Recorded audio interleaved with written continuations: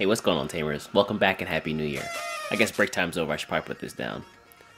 But it's me, your favorite jet lag Digimon content creator, East here. So a quick recap of last year, BT16's Beginning Observer actually released at the end of December, but the ban entries listed didn't get updated until January 5th. Which puts us in this really weird predicament where the first 2 weeks of the set is a format that we no longer play, so for all intents and purposes, for these videos, I'm going to say that last week was technically week 1. The nice cherry on top here is that Evo Cups also started last week, which means we've got some really high quality results moving from last week forward. So taking all that into consideration, I'm going to dub last week the unofficial week 1 of the BT16 set.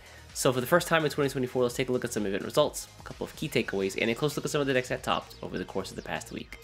My lord, what a breath of fresh air. After the last like 2.5 months of Anubismon, Apocalypmon, and the Gurumon gang, it's so nice to see a nice healthy mix of different decks up here. These event results run from the 5th of January through the 11th of January, which means these are all events that happened after the restricted list was updated once again. And looking at the top here, there's a lot of really strong new stuff. Things like Imperial Dramon with the addition of the new Partition keyword effect, things like Magnamon armor as well as Rapidmon armor, both those guys being the secret rares for the set, and they are definitely earning their keep with the results that they're putting in. As a Tentamon fan myself, it's so cool to see Tyrant Kabuterimon putting up the results that he is. Who would have thought that a 20,000 DP Digimon on your opponent's turn who could redirect attacks into himself and is unaffected by Digimon effects would be so strong? Go figure. Another thing that I want to highlight is that a little bit of support goes a long way, and BT16 gave support to lots of decks that were around in the past, and as a result they see some really good improvements. Decks like Digipolice, Fenriloogamon, Grace Nova, and Fork Your Dragons have all seen a rise in event tops as a result of just a little bit of support coming to each of their way.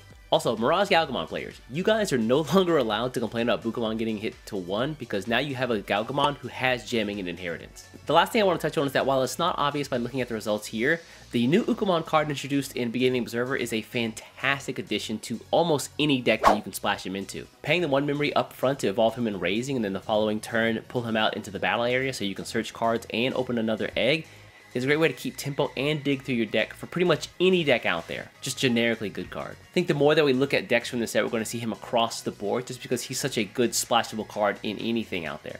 So the first list we're going to take a look at is going to be a fan favorite, which is Blue-Green Imperial Dramon. This deck saw a little bit of support over the past couple months in the form of the movie promo Vmon, which we see here. A card that's also really good in the Vmon armor decks as well. But BT16 really brings this deck to the forefront with the new Pile Dramon, who gives Partition, which means whenever he's destroyed, you can spit out 2 level 4s on the field, and then the following turn you can just go right back into him. He also has the ability to unsuspend an attack if the conditions are right, which means for the first time, I think ever, we see the starter deck Pile Dramon finally getting replaced. Some of the removal and disruption for this deck also is based off of how many source cards your opponents have, and because of that we see a couple copies of the BT12 Pile Dramon included here as well, being able to source strip everything 3 on your opponent's side of the board. Also the Imperial Dramon Dragon mode and Imperial Dramon Fighter mode, both allowing you to unsuspend, gives this deck some pretty powerful OTK potential as well. While we're on the subject of the Dragon mode here, what really makes this guy super scary is that he has the power to evolve when your opponent not only attacks, in the case of using the Fighter mode Ace here, but also if your opponent would just play a Digimon or evolve a Digimon on their board,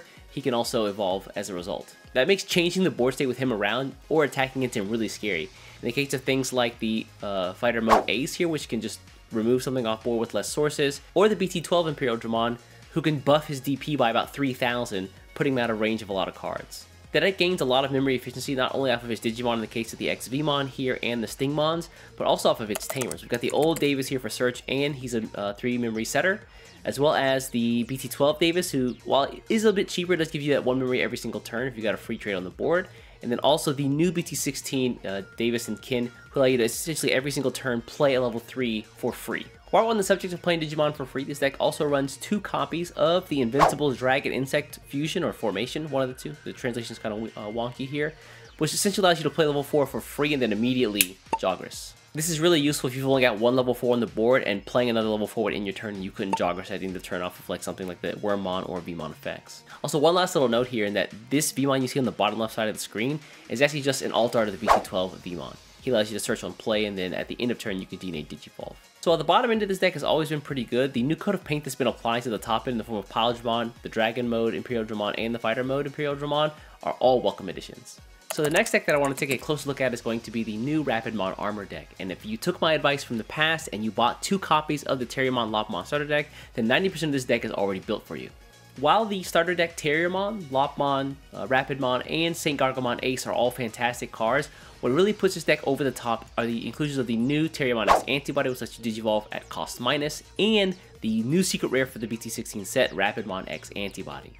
The combined powers of the level 4 Rapidmons here, who can reduce DP on your opponent's side of the board, in combination with the Rapidmon X, who can reduce anything on your opponent's side of the board that is arrested by 4000 DP, is really strong.